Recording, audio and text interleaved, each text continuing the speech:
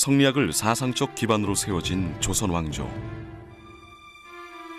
조선 건국 초기 강력한 억불숭유 정책이 추진되면서 오랜 세월 한국인의 정신세계를 지배했던 불교의 세력은 상대적으로 크게 위축될 수밖에 없었다. 하지만 민족사 최대의 국난인 임진왜란이 닥쳤을 때 전국 각처의 승려들은 승병을 조직해 목숨을 걸고 왜군과 맞서 싸웠다. 그리고 이러한 의승병 활동의 중심에는 승병장으로서 활약한 서산대사와 그의 제자들이 있었다.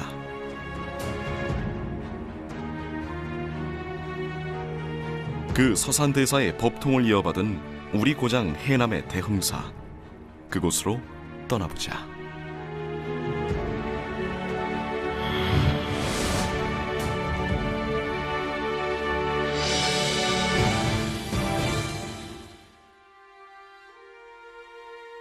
한반도의 서남쪽 끝자락에 자리한 해남 두륜산.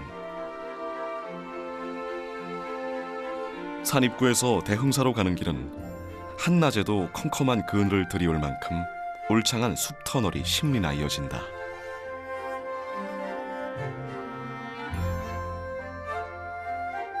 대흥사를 둥그렇게 안고 있는 모습의 U자형 지형을 가진 두륜산. 흡사 요새와 같은 지세를 지녔다고 해서 일찍이 서산대사는 이곳을 만세토록 변치 않을 땅이라 부르기도 했다. 이러한 지세 때문에 대흥사 해탈문에는 사찰 입구에 흔하게 세워지는 사천왕상 대신 사자와 코끼리를 탄 문수보살상이 나란히 모셔져 있다.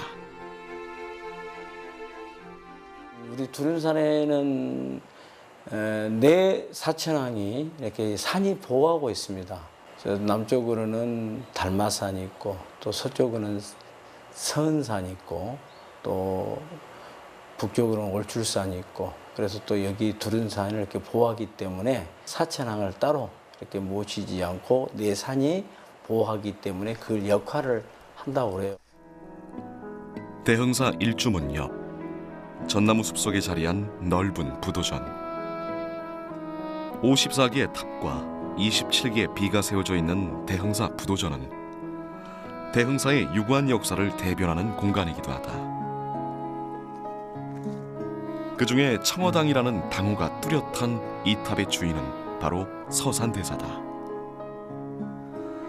17세기 인조 때 만들어진 서산대사탑에는 용머리와 구름무늬 등이 가득 장식되어 있는데 부도전 안에 있는 여러 승탑 중에서도 가장 빼어난 조각미를 지닌 곳으로 평가되고 있다. 보통 부도는 팔각을 형식을 이루어 가지고 만들어지기 시작을 해서 통일신라 고려시대까지 쭉 이어졌습니다. 조선시대에 들어와서는 범종을 이렇게 엎어놓는 석종형이라든가 오륜형이 많이 만들어지는데 서산대사 부도는 통일신라 고려시대 때의 부도와 같은 형식인 팔각 원당식 혹은 팔각당식이라고 하는 그런 형식을 갖춰서 우리 그 목조 건물처럼 세세하게 잘 표현이 되어 있습니다. 조선시대 때 볼 수 없는 그런 작품이죠. 현재 대흥사에는 514년 아도화상 창건설, 895년 도선국사 창건설 등이 전해지고 있지만 대흥사 창건에 관한 확실한 문헌 기록은 남아있지 않다. 다만 통일신라 말기의 곳으로 대흥사에서 가장 오래된 유물인 응진전 앞에 이 3층 석탑만이 대흥사의 역사를 말해주고 있다. 이게 경주의 불국사 3층 석탑과 같은 계열이란 말이죠.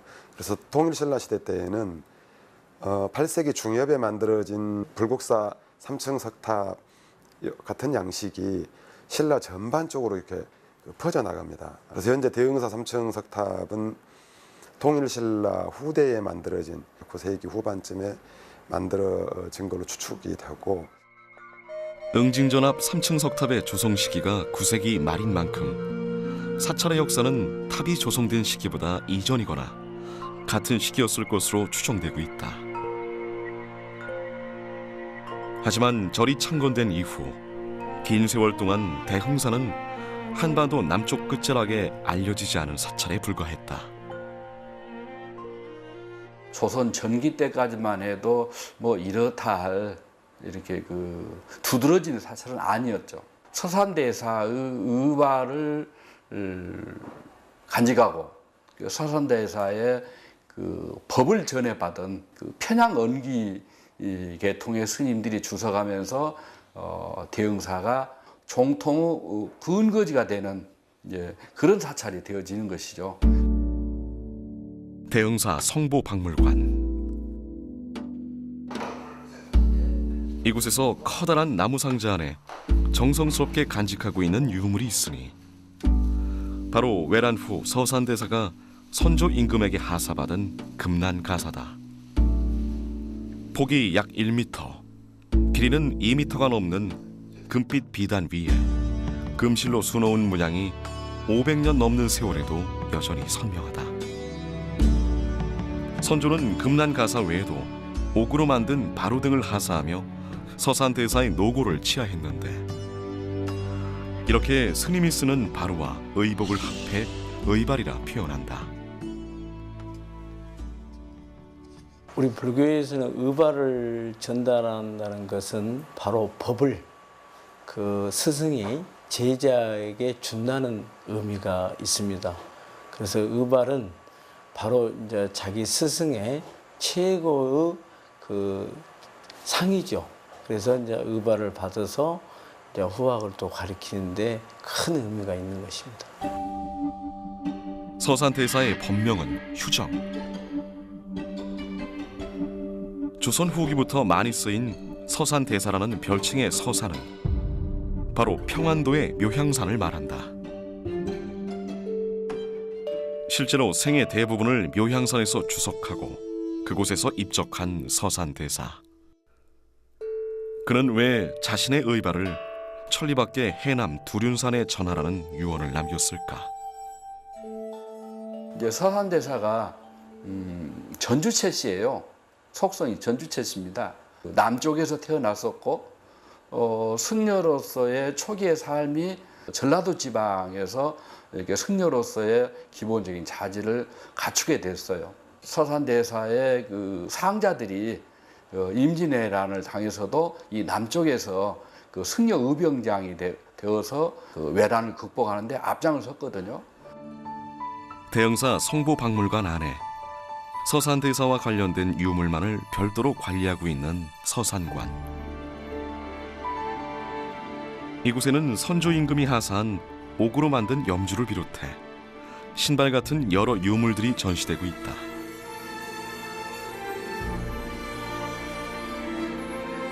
하지만 선조와 서산대사의 인연은 악연으로 시작할 뻔했다. 주선조 최악의 정치 참사인 기축옥사에 서산대사가 연루됐던 것이다. 당시 정여립의 일당으로 잡혀온 성이라는 승려가 서산대사도 영모에 가담했다고 무고한 것이다. 서산대사도 이제 묘향산에 있다가 잡혀와서 공문을 받죠. 그렇지만은 공초라든지 그 대담 내용이 이제 명백하고 또 죄가 없으니까 결국 무죄 방면됩니다. 그때 이제 선조가 서산대사에게 묵죽한 폭을 그려서 이렇게 하사를 하죠. 그래서 이를 계기로 해서 이제 선조와 이 서산대사 인연이 이제 지속이 되는 것이죠. 임진왜란 당시의 평양성 전투를 묘사한 평양성 탈환도. 조선 후기 민화풍의 그림인데 당시 조선 사회에 팽배했던 모화 사상의 영향 때문에 명군의 활약상만이 부각되어 그려졌다. 하지만 전쟁의 흐름을 바꾼 이 전투에는 서산대사가 이끈 조선 승병들도 참여했다. 임난 초기 파죽지세의 왜군에 쫓겨 의주까지 몽진한 성조는 가까운 묘향산의 서산대사에게 승병을 조직할 것을 요구한다. 이때 서산대사는 전국의 제자들에게 경문을 돌려 승병을 모집하는데 이에 호응한 대표적인 인물이 호남의 처형과 강원도의 삼영당이었으며 승병의 수는 수천에 달했다. 특히 두 사람은 당시 73세의 고령이던 서산대사를 대신해 일선에서 치열한 전투를 치렀다. 금강산에 있던 그 삼영당 대사가 이제 승병 1000여 명을 갖다 모아서 그 서산대사 부대에 합류해 갖고 평양성 전투에 이제 참여를 하게 됩니다. 삼영당 그 2달 뒤에도 또 서울에 있는 노원평 전투에서도 또 크게 그 활약을 해서 서울을 탈환하는 데도 많은 기여를 하게 됩니다. 이 최영 스님도 한 1000여 명의 이제 승병을 그 모아서 권율 장군 부대에 합류해 갖고 바로 그 이치 싸움을 승리로 이끄는데 크게 기여를 하게 되고요. 주로 권율과 함께 싸웠던 처영 스님은 이후 권율과 함께 경기도 덕양산의 행주산성으로 북상해 행주대첩 승리의 한 축을 담당하기도 한다. 한국 불교만의 독특한 성격이랄 수 있는 호국 불교. 임진왜란 이전에도 또 그 이후에도 수없이 발현된 이 호국 불교의 의미를 우리는 어떻게 해석해야 할까? 승려로서 의승경 활동을 해서 실제로는 불살생계를 범하는 것이죠. 그럼에도 불구하고 이런 그 승려 의병들이 떨쳐 일어난 것은 바로 호복을 위한 것입니다. 즉 일본이 조선을 침략해서 불법을 훼손하게 되는 거잖아요. 그냥 좌시할 수는 없는 거죠. 그래서 호법을 위해서 호국을 하는 거죠. 임진왜란 이후 선조는 서산대사에게 국일도 대선사, 성교도 총섭이라는 기나긴 존호를 내린다. 하지만 그는 속세의 공명을 마다한 채 전란이 끝나자 묘향산으로 돌아가 입적할 때까지 그곳에서 지낸다. 의승병 활동을 하며 전장을 누볐던 제자들도 마찬가지였다. 전란 이후 그들은 불제자로서 그들이 감수해야 했던 또 다른 운명을 담담히 받아들였다. 삼영대사가 서산대사의 상수 제자, 수제자 격이지만은 법을 전해받은 것은 외란에 참여하지 않고 한참 나이 어린 편양 언기 스님이 서산대사의 수법 제자입니다. 그 걔를 범해서 그 삼영대사가 이렇게 수법 제자가 아니죠. 이제 그런 것을 다 알고도 이 삼영당 이런 분들은 이렇게 의병을 하신 건가요? 그러죠. 훗날 정조 임금은 서산대사에게 표충선사라는 존호를 가증한다.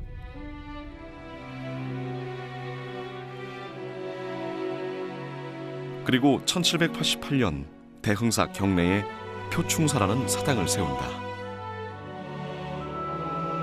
사찰 경내에 있는 유교식 사당인 표충사. 임금이 친필표넥을 내린 사액 서원으로 서산대사를 중심으로 삼영대사와 처영대사를 함께 모시고 있다. 표충사라고 하는 것이 세워짐으로써 대흥사는 조선 후기의 그 불교계의 중심 사찰로서 아주 거듭나게 되죠. 그러니까 이제 그런 과정을 통해서 국가는 그런 승려들까지도 이 국가 사전 체제 안에 이렇게 이제 포섭을 하려고 이렇게 노력을 했던 것이죠. 그래서 그 조선 후기가 불교를 억압하고 이렇게 배제하려고 하는 그런 사회가 아니라 불교와 서로 소통하고 공존을 하려고 하는 이제 그런 것을 갖다가 상징적으로 보여주는 그런 이제 그 예라고 할 수가 있습니다. 인근 지역의 수령들이 모여 서산대사의 제사를 모실 때 사용한 제물과 의례 절차 등을 기록해 놓은 표충사 항례 흘기. 정조 이후부터 국가 차원에서 진행되던 서산대사의 제사는 일제 강점기 등을 거치며 그 맥이 끊기고 말았다. 이 가까운 6개군 내지 7개군에서 다 원님들이 나와서 스님께 예를 올리고 제사를 조선 말기까지 지나온데 아마 구하마을 들어오면서 어떻게 희지부지가 됐고 놓친 것 같습니다. 그래서 저희들이 한 5년 전부터 이제 서산 스님 대항제 기념 지정을 국가가 빨리 속히 해야 한다 해서 지금 계속 추진하고 있는데 그런데 조만간에 좋은 일이 있으리라 저는 확실히 믿고. 넓은 산간 분지에 여러 전각들이 펼쳐져 있는 대흥사. 사찰의 가장 중심 법당인 대웅보전 안에는 석가모니를 중심으로 좌우에 약사불과 아미타불이 배치되어 있는데 지난 2013년 이 3세 불상에서 수백 점의 복장 유물이 쏟아져 나왔다. 불상에 다시 금을 입히는 개금불사 과정에서 얻은 뜻밖의 수확이었다. 현재 대흥사 성부박물관 수장고에 보관된 복장 유물은 복장을 넣는 통인 후령통을 비롯해 모두 86건, 514점에 달한다. 그중 좌우 열애상에서 나온 소성 복장기는 이 3세불의 가치를 확인시켜줬다. 특히 거의 온전한 상태로 발견된 약사불의 복장기에 불상의 조성 시기와 화상들의 이름이 기록돼 있는데 여기에 조각승 태전선사의 이름이 등장해 학계에 비상한 관심을 끌었다.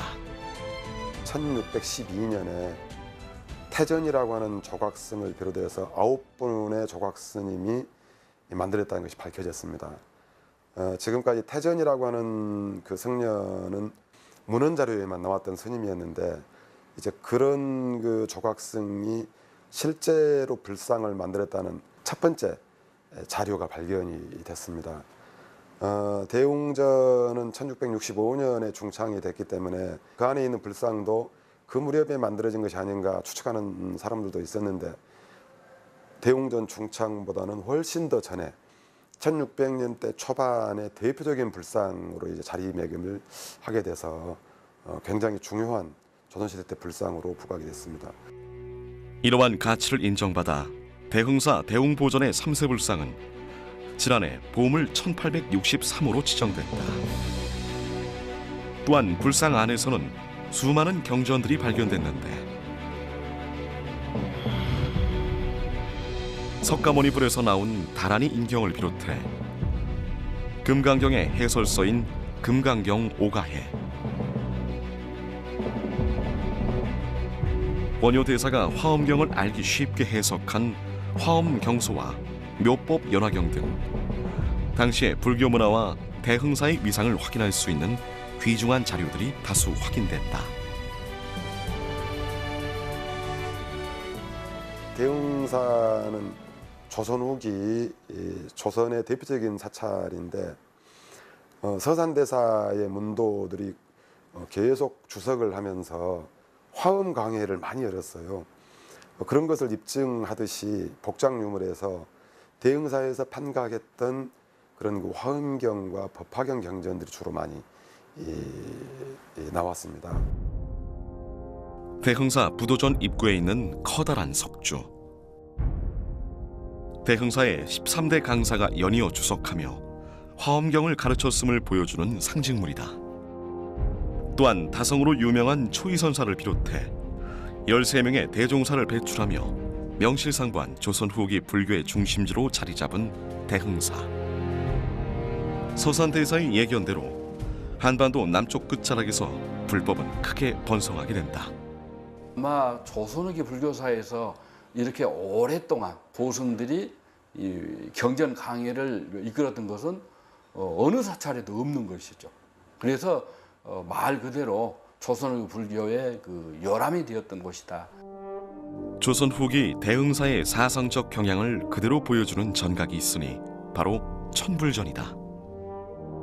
말 그대로 1000개의 불상이 모셔져 있는 천불전. 이 천불은 경주 기림사에서 경주 옥돌로 6년간에 걸쳐 제작된 것으로 모두 제각기 다른 표정과 모양을 하고 있다.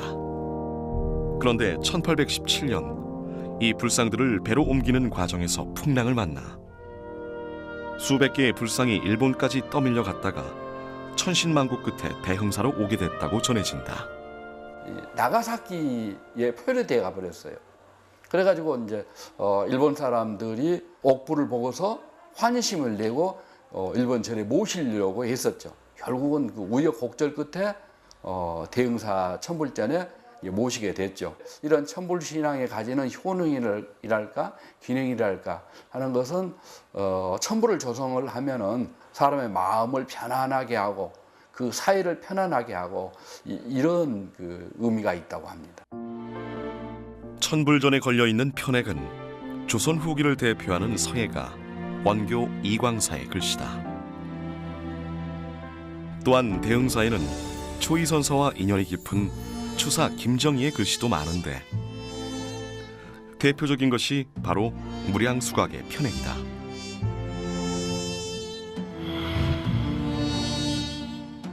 원교 이광사의 친필인 대웅보전 현판에도 추사 김정희와의 일화가 전해지고 있다. 당시에 이제 김정희가 세도 정치기에 안동 김씨의 탄압을 받아서 이제 제주도로 귀향을 가게 되죠. 근데 그 귀향을 가다가 이제 초이선사를 만나기 위해서 대흥사에 이제 잠깐 들리게 됩니다. 그때 대흥사에 걸려있던 이광사 현판을 보고 참 촌스럽다고 이렇게 이제 하면서 저거 떼어내라고 이렇게 이제 해갖고 결국 이제 떼어내게 되죠. 머나먼 제주도에서 9년 동안이나 귀향살이를 하게 된 김정희. 훗날 유배에서 풀려 한양으로 돌아가는 길에 다시 대흥사에 들리게 된다. 그때 과거 자신이 떼어냈던 원교 이광사의 대웅보전 편액을 다시 걸어줄 것을 부탁했고 이것이 현재에 이르고 있다.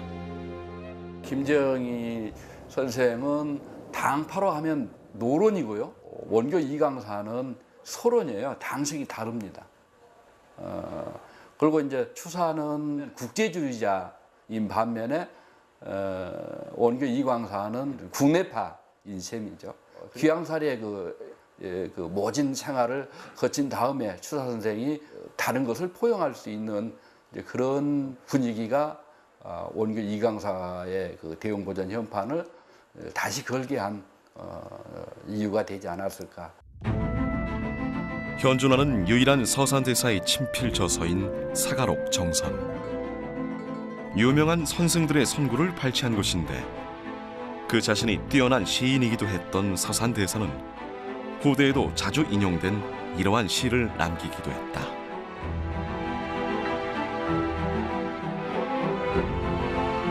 남쪽 끝에 작은 절이 한국 불교를 대표하는 명찰로 거듭나게 된 원동력은 분명 국난의 분연이 일어난 서산대사와 그 제자들이 보여준 호국, 호법정신이었다. 그 서산 문도들의 서리빨 같은 정신의 종가인 대흥사야말로 남도의 보물이다.